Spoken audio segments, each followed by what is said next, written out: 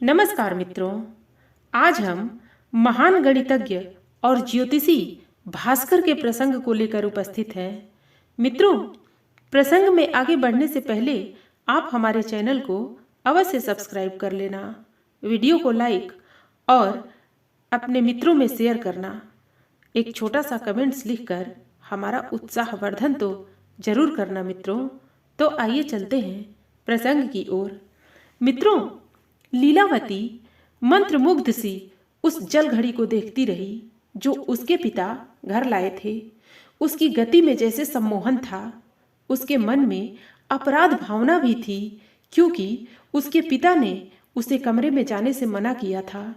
लेकिन यह निषिद्ध क्षेत्र था, इसलिए उसकी खोजबीन में मानो एक रोमांच था और वह खड़ी जल घड़ी को ताकती रही। उसके बाद ही दुर्घटना हुई। उसकी नाक की लौंग से नन्हा सा मोती निकलकर घड़ी में गिर पड़ा। वह इतना डरी कि वहां से भाग खड़ी हुई। अगले दिन उसका विवाह था। उसकी उत्तेजना और तैयारी में वह घड़ी और मोती के बारे में बिल्कुल भूल गई। यह अचरज की बात नहीं थी, क्योंकि वह केवल 6 वर्ष की बच्ची थी। लीलावती का विवाह हो गया, लेकिन 1 सप्ताह पश्चात ही उसका पति चट्टान से गिरकर मर गया। उसके पिता महान गणितज्ञ और ज्योतिषी भास्कर को इस बात का डर था। ज्योतिष गणना के अनुसार भास्कर ने पता लगाया था कि यदि उसकी बेटी का विवाह एक विशेष दिन और मुहूर्त में न हुआ तो वह विधवा हो जाएगी। उसने जल घड़ी इसलिए खरीदी थी जिससे उसे समय का ठीक पता लग सके। उसे यह पता नहीं था कि मोती गिरने के कारण घड़ी सही नहीं रही थी। उसी घड़ी के अनुसार गणना करने से गलती हो गई थी। भास्कर ने सोचा कि उसकी ज्योतिष गणना ही गलत हो गई थी। उसने इस दुर्घटना का दोषी अपने को ही माना।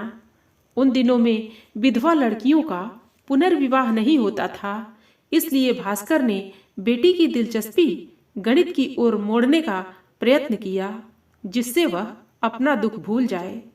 यह तो पता नहीं कि वह कितनी अच्छी गणितज्ञ बनी, लेकिन भास्कर ने उसे भारत के गणित इतिहास में अमर कर दिया। सिद्धांत शिरोमणि नामक ग्रंथ में उन्होंने एक अध्याय का नाम अपनी बेटी के नाम पर रखा है, जिसे उन्होंने 30 वर्ष की आयु में लिखा था। एक समय ऐसा था जब यह कहा जाता था कि यदि तुम लीलावती का अध्ययन कर चुके हो तो किसी पेड़ के पत्तों की सही सही संख्या तक बता सकते हो। पुस्तक का लीलावती नामक भाग मूल रूप से गणित संबंधी है। बाकी 3 हिस्से भी गणित के विभिन्न पहलुओं पर प्रकाश डालते हैं। बीज गणित अलजबरा के बारे में बताता है। गोलाध्याय गोलार्ध से संबंध रखता है और ग्रह गणित का संबंध नक्षत्र प्लैनेट गणित से है। मूल रूप से यह पुस्तक छात्रों के लिए पाठ्य पुस्तक के रूप में थी और उसमें प्रसिद्ध विद्वानों जैसे ब्रह्मगुप्त, महावीर, श्रीधर आदि की रचनाएं भी थीं। छात्रों की मदद के लिए इनका सरलीकरण कर दिया गया था। पुस्तक में प्रश्नों को इस तरह प्रस्तुत किया गया था जिससे छात्र की रुचि इस विषय में बढ़े। यह इतनी प्रामाणिक और लोकप्रिय थी कि 4-5 शताब्दियों बाद इसका 2 बार फारसी में अनुवाद हुआ। भास्कर एक मौलिक विचारक भी थे। वह प्रथम गणितज्ञ थे जिन्होंने पूरे आत्मविश्वास के साथ कहा था कि कोई संख्या जब शून्य से विभक्त की जाती है तो अनंत हो जाती है।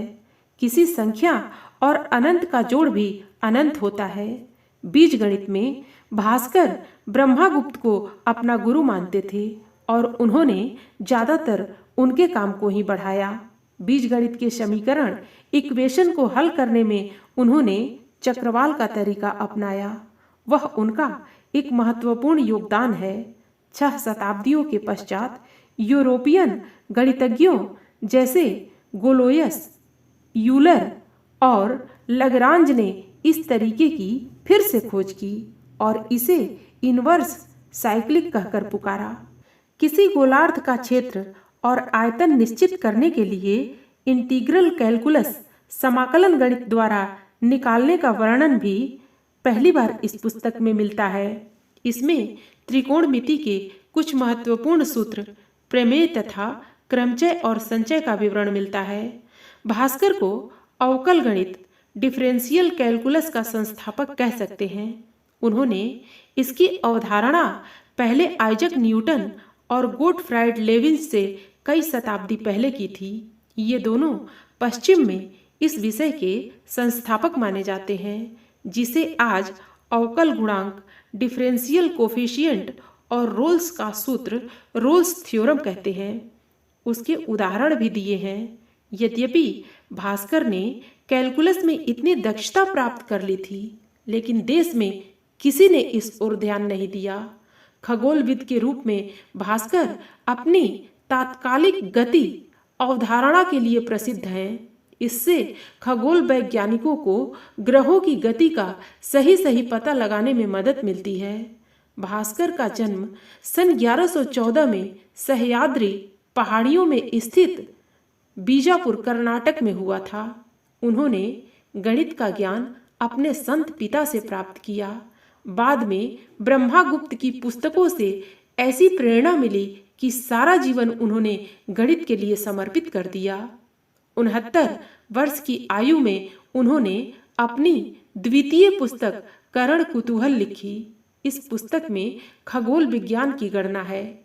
यद्यपि यह कृति प्रथम पुस्तक की तरह प्रसिद्ध नहीं है, फिर भी पंचांग आदि बनाने के समय इसे अवश्य देखा जाता है। मित्रों, फिर मिलते हैं अगली प्रस्तुति के साथ। धन्यवाद।